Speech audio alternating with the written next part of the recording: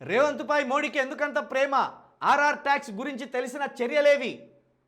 BRS నేతలు ఢిల్లీకి వస్తే కాంగ్రెస్ నేతలకు ఎందుకు దడపుడుతుందని కేటీఆర్ ప్రశ్నించారు. ఢిల్లీకి వస్తూనే ఉంటామని, కాంగ్రెస్ స్కాములను వరుసగా బయటపెడతామని హెచ్చరించారు. అమృత్ టెండర్లలో జరిగిన అవినీతిపై ఆధారాలతో సహా కేంద్ర మంత్రికి అందజేసినట్లు చెప్పారు. ఆఫీస్ ఆఫ్ ప్రాఫిట్ కింద సీఎం రేవంత్ రెడ్డి, మంత్రి పొంగిలేటి జాబ్ పోవడం పక్కా అన్నారు. రేవంత్ పాలనపై కొడంగల్ నుంచే ప్రజల పోరాటం మొదలైందని తెలిపారు.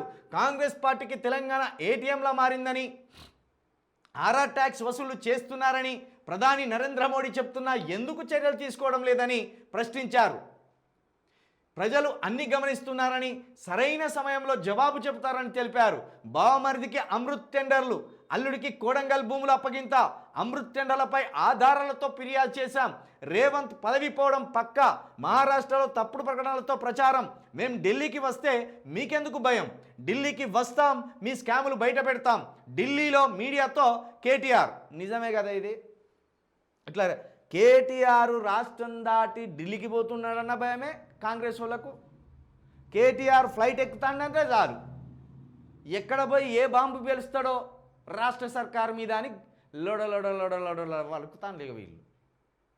ఎందుకు ఇంత భయం? ఇది ఈ అమృత్ స్కామ్ అనేది, అమృత్ టెండర్లు అనేది ఇదే బీజేపీ పార్టీకి సంబంధించిన ఏలేటి మహేశ్వర్ రెడ్డి గారు దీని భాగోతాన్ని ఈ స్కీమ్లో జరిగిన అవినీతి అక్రమాలను ఆధారాలతో సహా ప్రెస్ మీట్ ముందర పెట్టిండు. బీజేపీకి సంబంధించిన ఎమ్మెల్యే తీసుకొచ్చి బయట పెడితే ఇక్కడ ఉన్న కేంద్ర మంత్రి గారు బండి సంజయ్ గారు కావచ్చు, మరో కేంద్ర మంత్రి గారు కిషన్ రెడ్డి గారు కావచ్చు,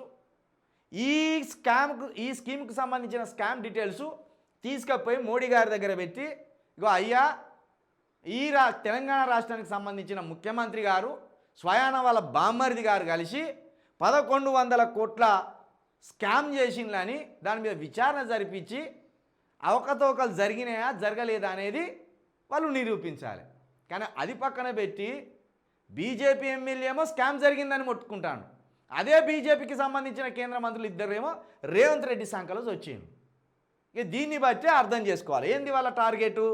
కేటీఆర్, కేసీఆర్, బీఆర్ఎస్ పార్టీ ఉండదు తెలంగాణలో. తెలంగాణ ప్రజల కోసం కావచ్చు, తెలంగాణ డెవలప్మెంట్ కోసం కావచ్చు కొట్లాడే ఏ పార్టీ కూడా ఉండద్దు.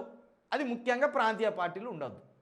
అది అందుకే ఏం చెప్తాను, ఆయన ఢిల్లీకి పోయినా, ఆయన ఏడికి పోయినా ఆయన మీద ఏదో ఒక రాయేయాలి, ఏదో ఒక నిందేయాలి. ఆయన పోయింది ఏమైనా ఆస్తులు కుదబెట్టడానిక? కాంగ్రెస్ వాళ్ళ ఆస్తులు కుదబెట్టడానిక? కాంగ్రెస్ వాళ్ళు సంపాదించిన పైసలతోటి ఊర్లని తిరిగి వస్తాడా, దేశాలు పట్టుక తిరిగి వస్తాడా? గంత భయం ఎందుకు? గంత సుస్సెందుకు పడుతుంది?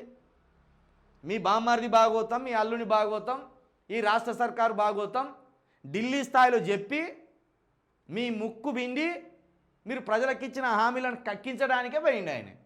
తెలుస్తుంది ఆగురు, ఇంకా ముందు తెలుస్తుంది ఎంత చేతులారా రాష్ట్రాన్ని ఎంత నాశనం చేసుకున్నాం అనేది తెలుస్తుంది ముందు.